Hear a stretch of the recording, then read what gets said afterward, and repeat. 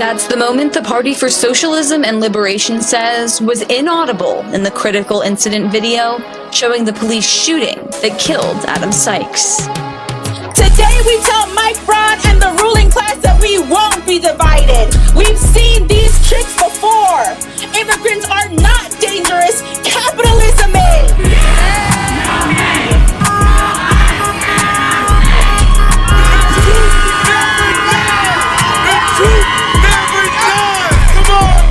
Welcome to Naptown People's Radio, a weekly podcast brought to you by the Indianapolis branch of the Party for Socialism and Liberation. I'm your host, Danny Abdullah, and I'm joined by my comrade and co-host, Derek Ford. We're here to guide you through the pressing issues facing Indianapolis from the perspective of our people, not our oppressors. And as organizers involved in these issues, we're not just talking about the news, we're making it happen. We're coming to you from the Indy Liberation Center on Tuesday, May 19th, which just happens to be the 101st anniversary of the birthday of the late, great Malcolm X. And to pay our respects and make our tribute, we've assembled an introduction to Revolutionary Politics bundle. And so this is available now until supplies run out, which honestly is hopefully soon because I think this is going to be dope. And you can get the Black Belt Thesis Reader, an Introduction to Marxism, the selected works of Jose Carlos Mariette, Storming the Gates, How the Russian Revolution Changed the World, and From the Republic of New Africa to Palestine. So we really wanted to put this together for everyone to kind of like make things a little more feasible, a little easier to get involved in, not just like politics, but really theory, right? Because, like we said, if you're doing the work and you don't have the theory behind it, it's a little chaotic. So hopefully this helps with that. Now, today we're going to hear from FTF KD, who is an activist from Arkansas who began organizing due to data centers popping up in his home. And he has since brought that energy to Naptown, where if you live in Naptown, honestly, if you live in Indiana in general, if you live in the United States in general, data centers are popping up everywhere. So KD has been able to bring that energy here and understanding that, a struggle in Arkansas is a struggle here in Indianapolis as well, right? It's a struggle everywhere. We are all connected.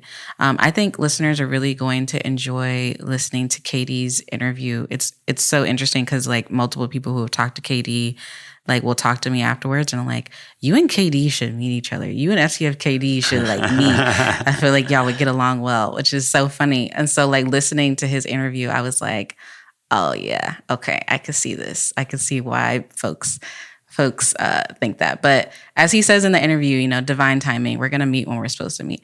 But I'm excited to meet him. I'm excited for everyone to hear this interview because I think he and Derek just do such a great job with it. So I'm excited for that. Thank you. Yeah. And we also get to hear from Comrade Shaka who will be giving us, a brief overview of his case in our latest segment of Dispatches from Behind the Wire. And we've talked about Shaka multiple times on here.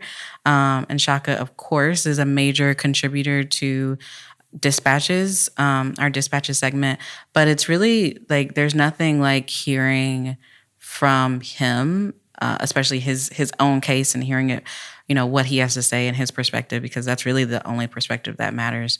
And it's definitely different hearing it from him versus hearing it from, a comrade or someone else. So yeah, so looking forward to that. So, now before we hear from FTF KD and we hear from Shaka, we're going to hear from Derek in the Naptown Breakdown. So what's going on this week, Derek?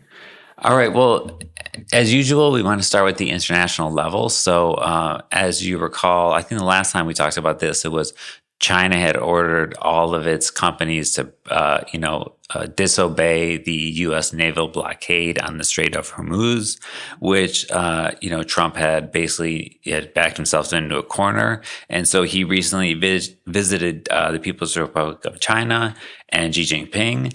And basically at the end of the 2-day visit, he walked away without achieving any single goal. His goals were, progress on trade bottlenecks and tariffs, cooperation on Iran and the Strait of Hormuz, easing restrictions on rare earth imports, that China imposed last year, but none of these happened. And President Xi even warned the U.S. against crossing red lines in the two countries' relations. So really standing up boldly, they have the power to, of course, it's issues like Taiwan, which if you don't know, during the Chinese Revolution, Taiwan was supported by the U.S. They were, they wanted to kick Japan out so they could become the new ruling class. And that's when the Civil War happened between the communists and the Kuomintang and the KMT, the nationalist forces between 1945 and 1949. The communists won, and the U.S. backed forces retreated to Taiwan, and the Chinese could have just gone in there and killed them all, but they didn't because they're not like that. But it's results in a situation where basically you have a foreign military base of a country, right outside, and Taiwan's been part of China like forever, right? There's no disputing that. That's not going to go in Trump's way or the U.S.'s way either. And of course, on Iran, that's just like a foregone conclusion. So that is to set the stage for, again, the decline of U.S. hegemonic power, the ability to dictate to other countries what they can and can't do. Meanwhile, we supposedly love the free market. Like what? And so then the other thing is allowing it to do, the world to do, is to combat U.S.-backed attempts at overthrowing newly independent governments, right? I'm thinking here about the Sahel region in Mali, for example. On May 9th, there were like thousands of people from Mali who came out to, mobilize support for their government. Yeah, it was a coup government, but it was a popular, supported coup government, right? But the U.S. is, supporting all these really terrorist groups to try to create division and whatever. But they're standing united and saying, sovereignty is going to be consolidated, right? This is after 6 terrorist attacks in 6 major cities. And I believe that it will be because imperialist-backed forces, those are the biggest threat to the region's stability and prosperity. And while they spend all this money, abroad, trying to recolonize the formerly colonized world that's gaining independence, here in Indianapolis, what are they doing? But, using the state to give money to their friends and in some cases themselves. So I'm referring here to, this has been in the news for a minute, but a May 14th article in Mirror Indy titled "City Agency Under the Microscope Following Internal Audit." So the Indianapolis Office of Public Health and Safety is the subject of ongoing scrutiny. That's like the subheading. And I wanted to talk about this because actually in April 2 years ago, somebody came into the Liberation Center, our old Liberation Center, and said, we got to talk. I don't know what to do. I'm working for this woman, Julie Burns, and she is basically taking grant money that's supposed to be dedicated to alleviating food deserts and food apartheid, and she's giving it to her own corporation, nonprofit that she's a CEO of, right? And in fact, she was doing that. And Tyler Fenwick wrote a great article we can post in the show notes about it, because city county councilors did establish a division of community nutrition and food policy in 2021 after the uprisings. And part of it created a community food access coalition. Yes. But they never actually created it. It was not actually a thing. So after that meeting, the conclusion was, well, let's create it. Yep. Right. And so we went ahead and we did create it, working with, other organizations and other individuals who are, more embedded in the food community, local food community. And we've had, Body Buzz on here before. So, we ultimately after it was created and the city would recognize it, we didn't want to get, tied up in their internecine politics, right? Yeah. So we backed out, but we did expose the fact that Julie Burns was like giving herself hundreds of thousands of dollars. Yeah. Right. Yeah. And so this is just the way that they operate. So this is like, this news is no news, but it's all news. Yeah. Because that's what the state is for. That's how they use the state. We would use the state differently. We would use the state in our interests to promote the interests of our people, the working oppressed, and to make them, pay reparations, make amends to all those victims of U.S. imperialism at home and abroad. Yeah. There's so much there. I always appreciate like the international, national, and like of course local, because this is Naptown People's Radio. Also, you mentioned Body Buzz, so I'm going to shout them out because they just had their grand opening of their newest location, which is down the street from my house. What's up? Party at Danny's house. Look, I'm excited. Their Body Buzz is amazing. They're doing great things. Shout out to Body Buzz. But yeah, there's that was such an interesting struggle to be a part of, and it's wild that like.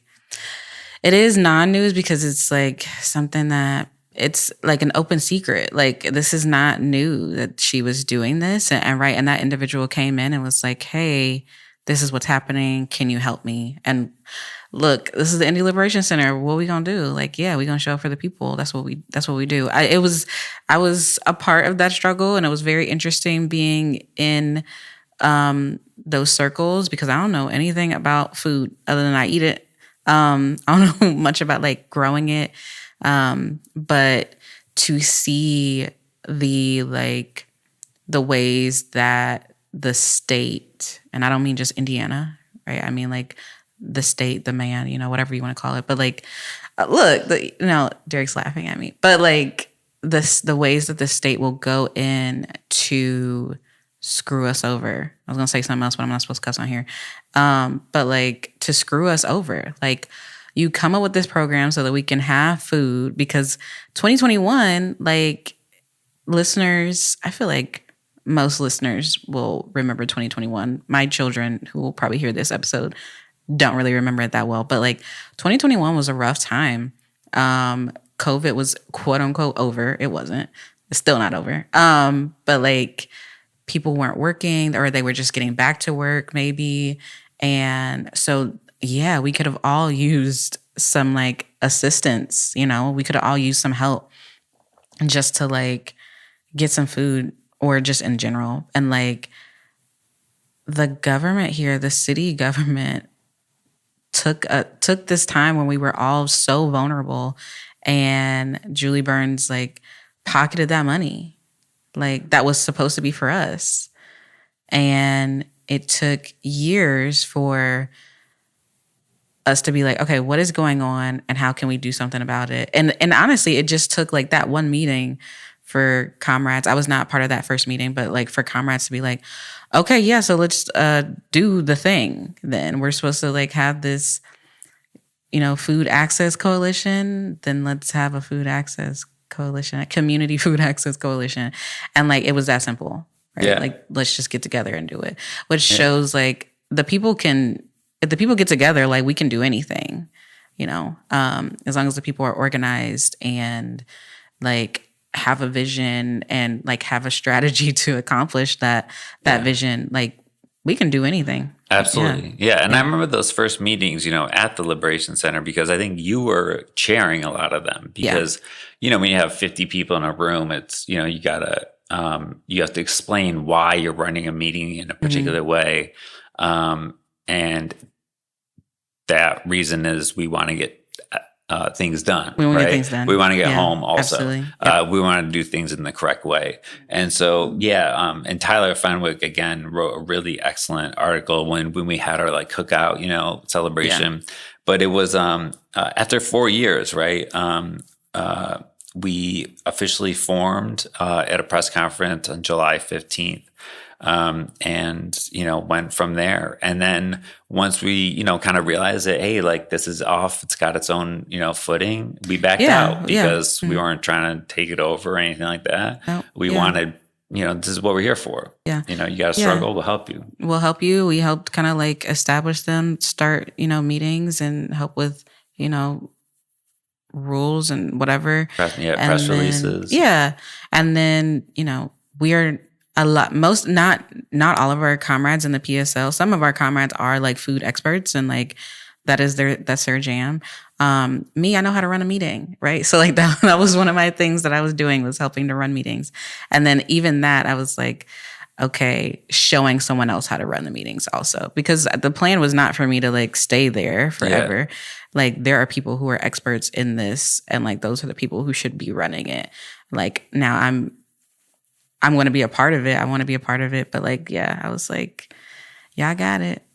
As long, we went in, helped them with what they needed, and then kind of let them take it from there. Yeah. Believe in them. Yeah, absolutely. Yeah, absolutely. So that's wild that article just came out, because, right, this is information that is like, yeah, Julie Burns is a thief. Okay. And it's basically like 2 years to the day that I think I had that initial meeting, honestly. Which is wild, is wild.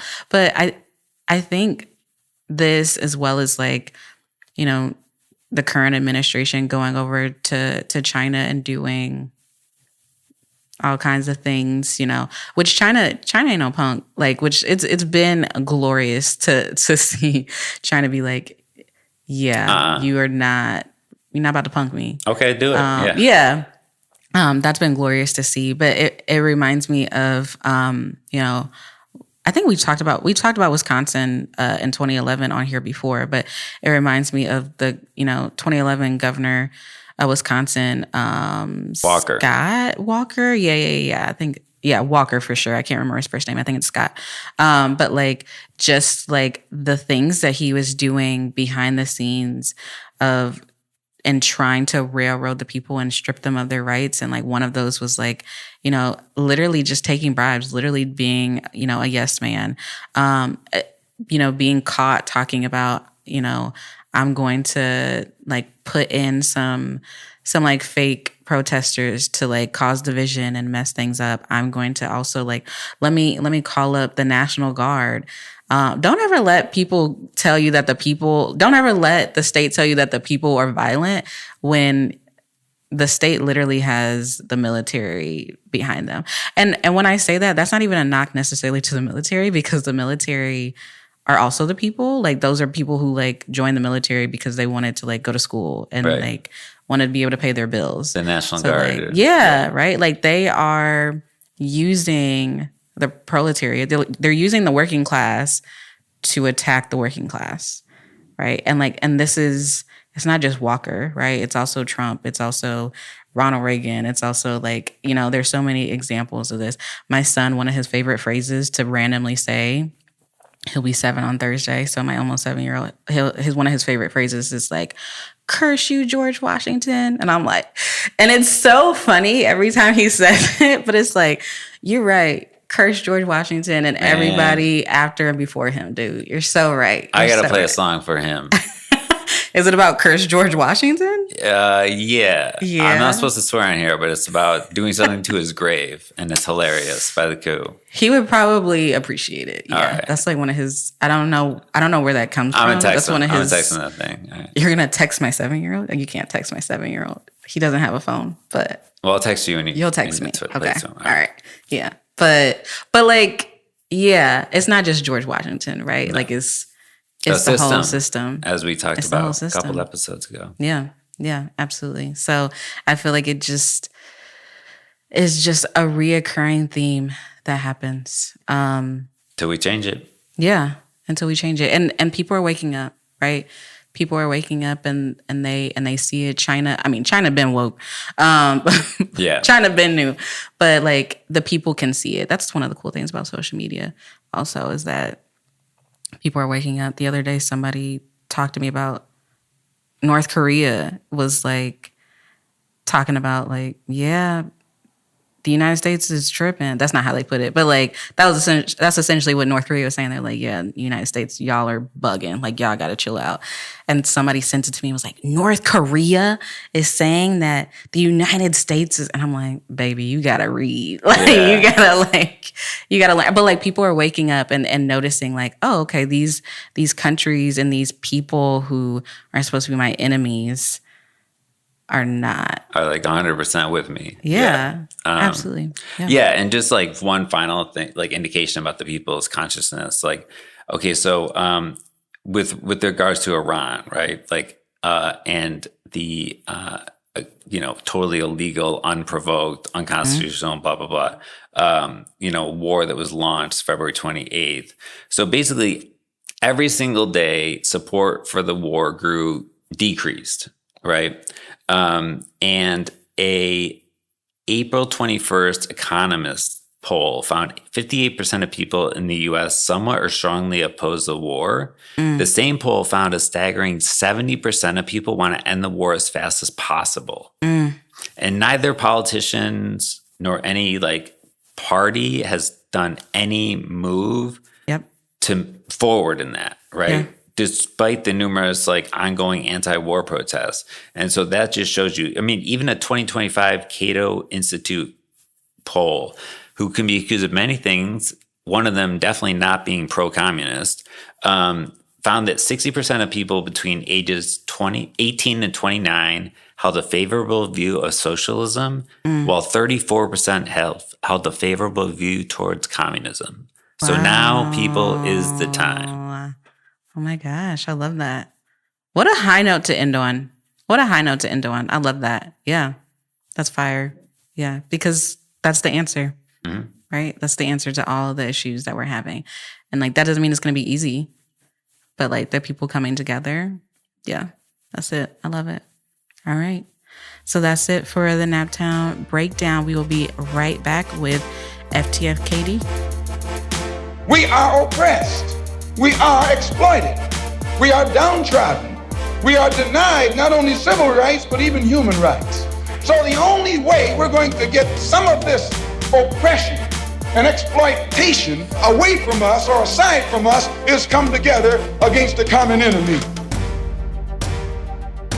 Welcome back to Naptown People's Radio. We are honored to be joined by FTF KD, who has been on the podcast once before and who we at the Liberation Center have been honored to work with against the data centers, against, all the corporate entities and politicians trying to, poison our communities, poison our people, particularly our oppressed Black and brown and other working class neighborhoods.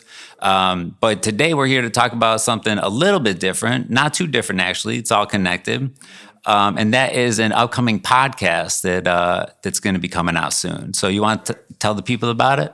Yeah, first of all, I want to, we can cut this out if we want to. I want to start out by saying fuck ICE and fuck the data centers. Shout out to the Liberation Center. We all grown here, but yeah, man, we got a new podcast coming out. It's called Indy Yo. And so basically Indy Yo is a part of Ohio Gangs, the Ohio Gangs Media Collective.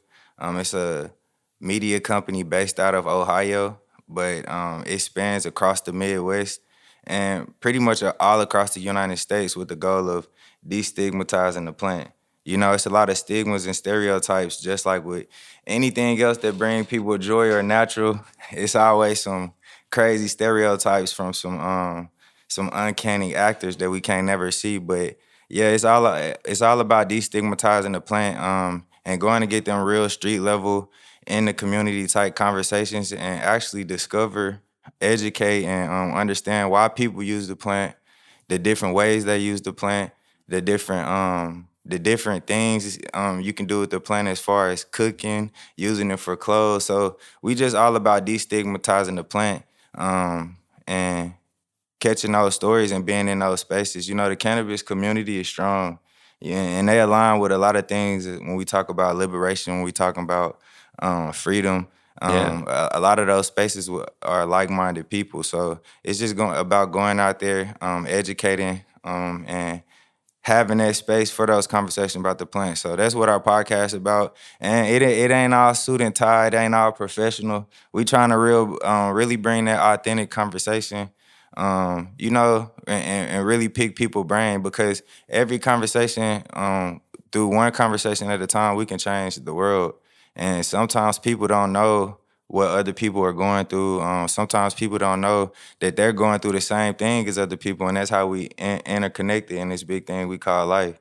And just by you saying it and being vulnerable and coming out and saying it, not even knowing you being vulnerable, just being open with expressing how you do things, especially in the plant, it might motivate somebody else to take action. You know, it might be affirmation to somebody else. It might be the exact words that pull somebody out of like, you know, a low point in life. And so me personally, the plant has did a lot of things for me. And that's why I'm so passionate. And that's why I'm excited about the podcast. So that's what NEO is about. That's what's up. Yes, I'm excited sir. about it too, you know. And if I can just say one or two quick things about like why, you know, when you approach us about the idea, we were like, say less, right? Yeah. The first is that, you know, you're talking about we're going to go into the community, talk to people at the street level, Most definitely. educate Yep. and learn.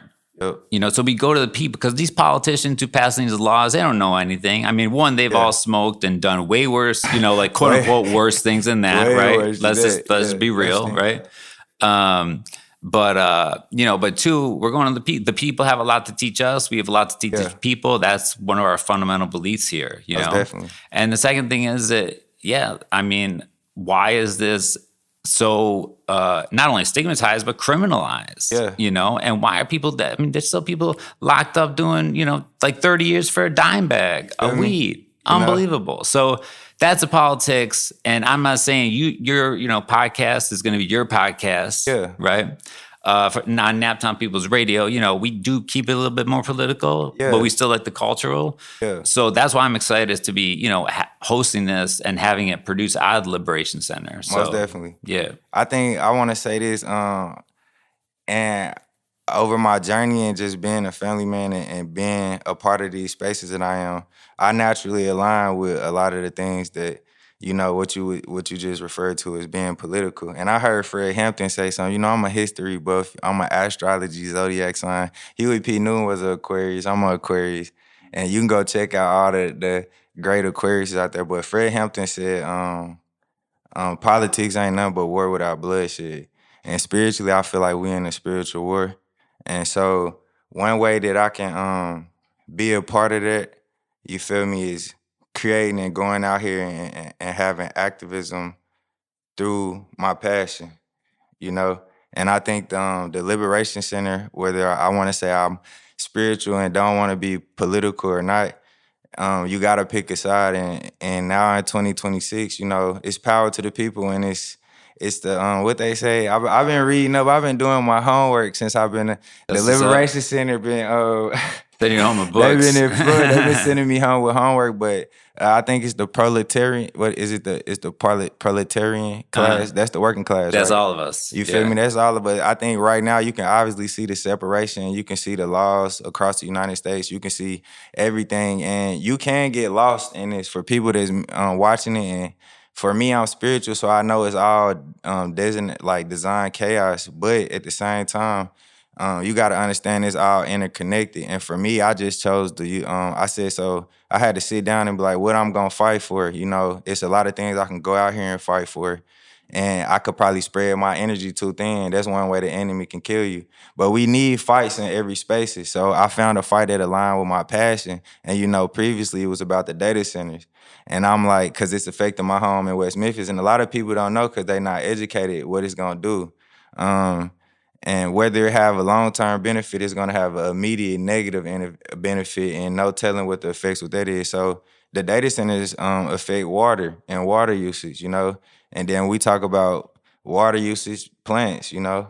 Plants, mushrooms, you know. I got a degree in agriculture, so I'm like, let me go out here and protect the earth. And I love this tree and this plant. Let me go fight here because it's an endless amount of energy for me here. And this fight is synonymous to all fights. It's just right here. So I motivate people through my passion of the plant to go fight your fight. And so that's why being around the Liberation Center and like you said, being political, I kind of definitely find myself, I'm in that position. I picked the side to be with the people. You know, that's in my heart. That's why I'm here. That's why I align with you. You know, it's all divine timing. So yeah, not to get too preachy. No. I appreciate that because I mean that's the other thing here at the center is like we do spiritual programming, cultural programming because we want to reach everybody. And you know, really, what's the difference between politics and spirituality? Yeah. You know what I'm saying? Like these are artificial constructs that we impose Most to definitely. separate. So, Most definitely. you know, we're all about cross-pollination. Mm-hmm. And if I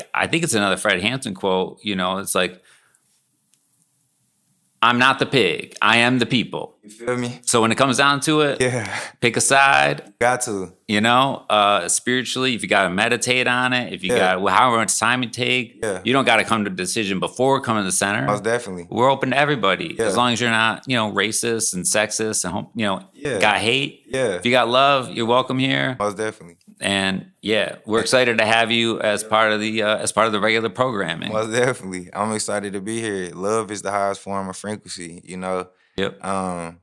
And I think it's a lot of love here, you know, in this space. And I feel like anybody that's listening to this, that's like, man, it's so much. Where do I start? How do I, you know, the over to window is always changing, even for the people that's in it, that's already educated. It go back to a universal law. I think everybody should let things come to them. You know, educate yourself on everything, on both sides of this side, the left, the right, no matter what. Educate yourself, of course, but I would say spiritually, let it come to you. You're going to know when it's time and where you belong and where you align with. So, yeah, I that would be my advice, but I definitely align with the Liberation Center. Well, that's been clear since day one, and we look forward to continuing to build with you. That's a word we use around here a lot, you know, build with, because we're building towards something. Yep. You know, we're not just here to talk about, to give our analysis. Yeah. You know, we're here to give our analysis, to inform the struggles, to advance it, Most definitely. to move it forward, keep Yep. the movement moving forward. Yep. And and I think this is going to be a great addition to that, like hodgepodge, that, you know, recipe, you know, that we're continually tweaking and, you know, to advance the movements here. So, yeah. So thank you so much, FTF KD, for being on once again. And I speak for the listeners of Naptime People's Radio when I say we can't wait for your first episode to drop.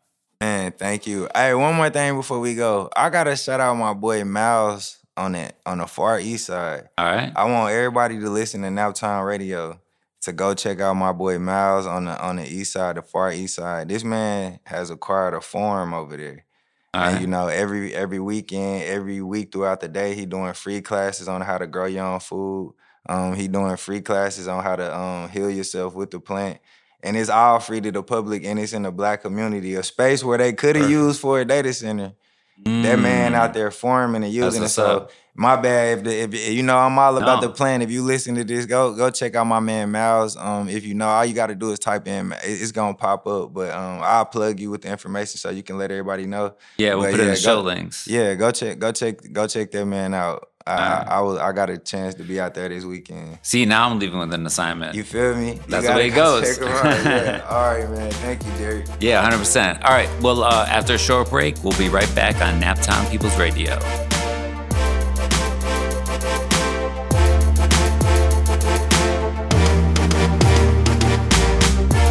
And we're back on Naptown People's Radio. Danny, did that interview with FTF KD live up to your expectations? It did. I feel like I do need to meet this dude because You haven't met him yet? I've never met Man. FTF KD. Like I said, every time somebody talks to him, they're like, "Oh my gosh, Danny, you gotta meet.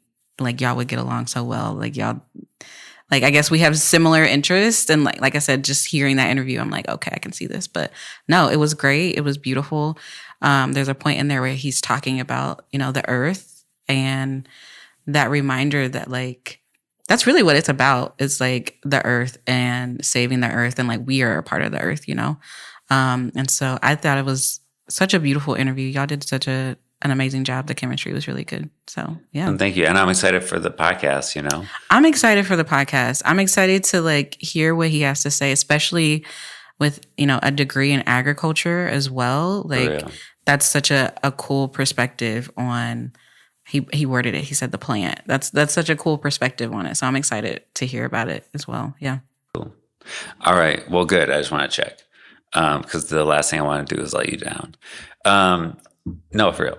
Well, not the last thing, but, you know. I was going to say, hopefully that's not the last thing, but okay. But, yeah. All right. And so now we are honored to be joined by our dear comrade, Shaka, who's coming to us from Virginia, who's going to be providing just a brief summary and overview of his case that really highlights the absurdity of the fact that this man who is 59 years old and who has been in domestic exile hundreds of miles away from his family and community since late 2018 still has decades in prison to serve for a non-murder case, a case in which nobody was seriously injured. But I will let Shaka tell that story. So Shaka, take it from here. Yeah, this is basically like a brief synopsis of just a few points of my case. And I was just saying, like, the most basic overview of my case is I was given a 63-year sentence for what amounts to engaging in an armed conflict, that is, shooting up a police car in the midst of a mental crisis after the murder of my only child. A conflict that was precipitated by weeks of harassment, that is, of being pulled over, of being searched, of being profiled, etc., on top of years of hostile and oppressive and oppositional struggle against a system represented by oppressive and authoritarian figures, the down pressers. As someone having came into contact with the criminal justice system at the age of 15 and would eventually go on to have intense conflict with authorities, so-called law enforcement of an oppressive system, with multiple tours in and out of supervised control unit prisons for the next 15 to 7 years. On the day in question, I really was just fed up and didn't care if I lived or died. I was given more time for a case where no one was seriously hurt than the young man that murdered my son by shooting him in the back. A case where the prosecuting attorney intentionally misstated and misrepresented the law on insanity or not guilty by insanity. A case where the prosecutor orchestrated through an allied supporter who was a journalist and reporter to falsify and create a narrative that was utilized through sensational media to influence the jury in my case. A case with my attorney dropped the ball and didn't follow protocol and plea negotiations, who we now know that my case is the only one in which he failed to communicate the acceptance of a plea bargain. The case where the ballistic and physical evidence doesn't correlate with the testimony within in this case. I've served almost 25 years on a case where the only injury was a police vehicle. Bring me home. Repeat, bring me home. Time has been served. Thank you so much, Shaka. I enjoy every time I talk to Shaka, hear from Shaka. I think one of the really big things is, come into the center, buy Shaka's book, be a part of the campaign to free Shaka. Because the goal is to get Shaka home by his birthday, his 60th birthday. I feel like this is such a really good example of like who he is. Just like a decent, wonderful human being. The fact that he's not bitter about, I want to say this kid, even though the man is older than me, but like this kid who killed his child has served his time, and he literally murdered someone. And Shaka did not deprive anyone of life, and he still has decades to go on this conviction that is bogus, because I'm not supposed to cuss on here. I get emotional whenever I think about it, but it also like reminds me of like why I keep fighting. Exactly. Yeah, really. I mean, it highlights the absurdity of the case and the seriousness of it. You know, like he's doing decades for an incident in which the only victim was an inanimate object. Right. And it's true in no other country do you get that time for a murder, right? Only in this country, only for particular reasons, right? Which Haki talked about last episode. And so, yeah. And I always say, like, look, I'm not in the Free Shaka Shakur Freedom Campaign. So, like, you know, have events and do things. I'm in it to free him and free him soon, and we can do it. There is a declaration that we're asking people to sign at shakashakur.org. Now, this declaration, it's not a petition. We're asking like a variety of people to sign it to show the diversity of support that he has. So, you know, not that everyday people shouldn't sign it. You absolutely should. But think about, you know, will your pastor, reverend, imam sign it? Will your professor sign it? Will your teacher sign it? You know, will your grandma sign it? Right? Like, we need to show the world, as we are doing, that the world stands behind Shaka and that the U.S. is the, you know, worst abuser of human rights in the world. And so, on that note, since we are, you know, calling out and lifting up our brother Shaka Shakur, who are we lifting up on this week's Circle City shout out, Danny? That was a cute little transition. I like that. You did good. Today's Circle City shout out goes to Nazreen Khan. Nazreen is a Martindale Brightwood resident and an immigrant artist. So Nazreen is completely self-taught. Nazreen was thrust into her role as an artist after losing her job back in 2019, having experienced the constant precarity to which so many immigrants are subjected. Nazreen uses a technique known as pyrography, which is burning images and patterns into wood, which Khan collects from fallen tree limbs during her hikes through Indiana forests. Nazreen's West African and Indonesian upbringing is clear and powerfully woven into her art. Her pieces are influenced by a global perspective that provides a unique opportunity to Hoosiers to learn about life outside of the United States. Nazreen's work also explores religion, imperialism, motherhood, and resistance. Each piece was thoughtfully crafted through her understanding of global politics. And although we love to claim Nazreen here in Naptown, and we are going to continue to do so, she is an internationally known artist.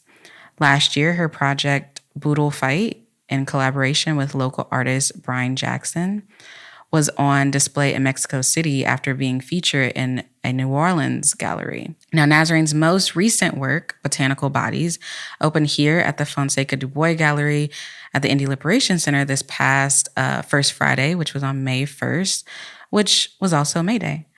And I encourage everyone to come through to see Nazreen's beautiful wood burnings, along with the amazing photography by Rachel Schweback. I'm so sorry if I messed up your last name.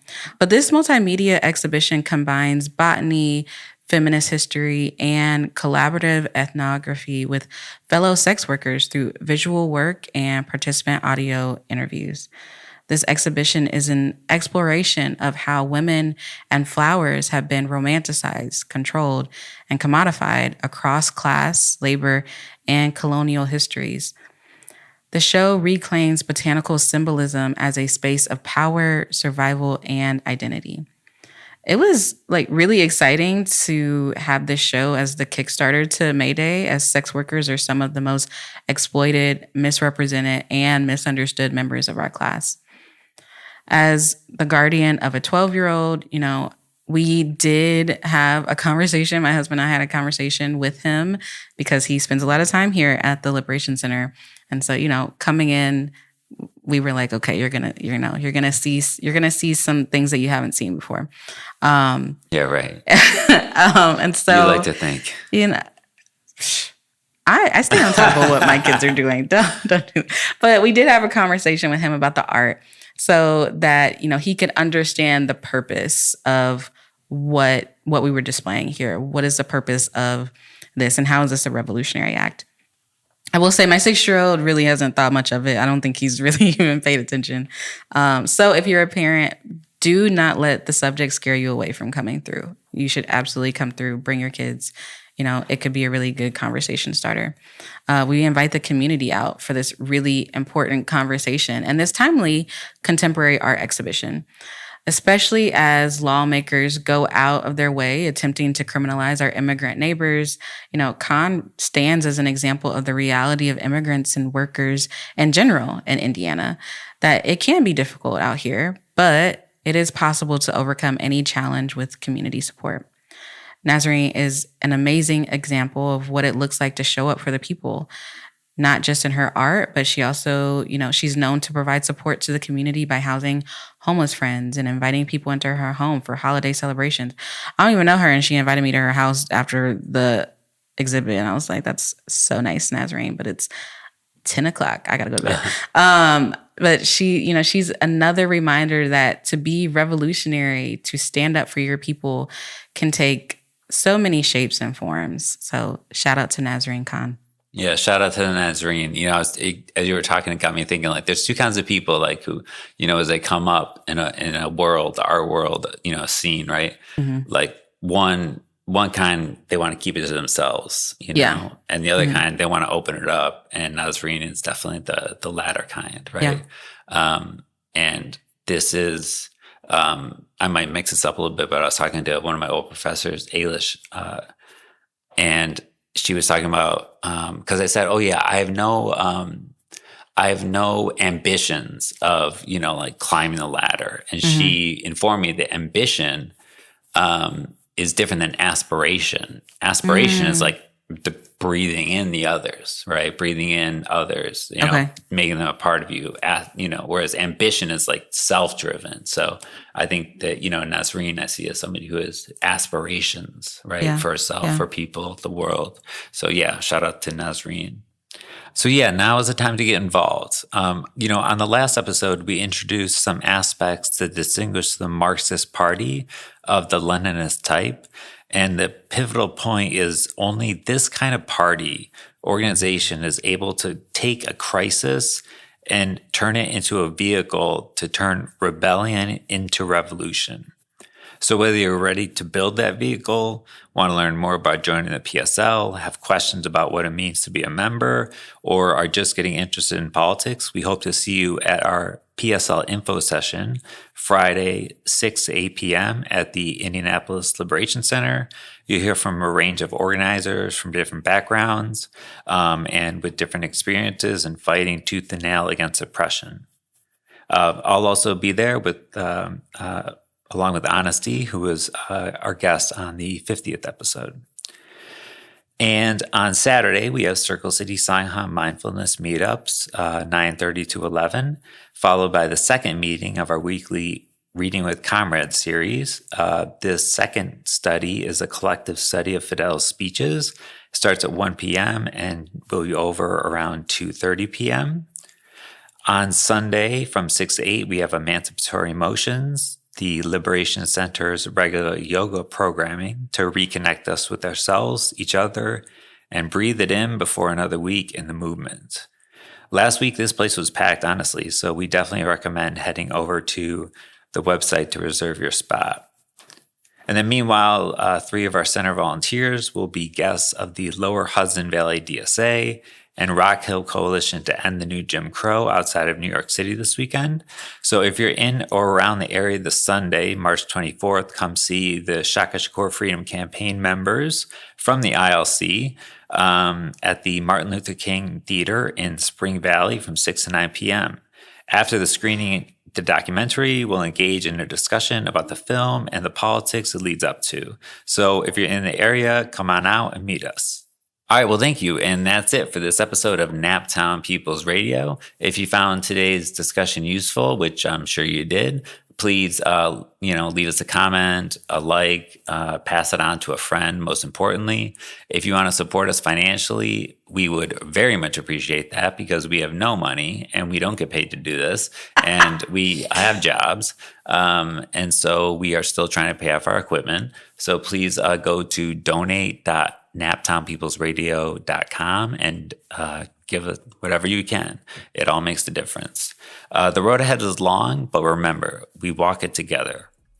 Study with your comrades, build with your people, and always remember, theory without action is paralysis, but action without theory is chaos. Once again, I'm your host, Derek Ford. back again with my comrade and co-host, Danny Abdullah. Stay dangerous, stay disciplined, and stay in the struggle. We say all power to the people. That means that we are our own liberators.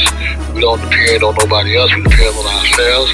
And we take responsibility for ourselves. And therefore, we step up for our organization. Those that have proven by their actions and their practice that they represent for us. All power to the people and peace. Collaboration. Like, we act as if there's a scarcity of rights. If gay people get rights, women can't have rights. But that's not true. A victory for one is a victory for all. As Danny's the same, you know? And you talk about people being fearless in the face of whoever there is. They don't care. To the Liberation Center, I would say, this is what we need.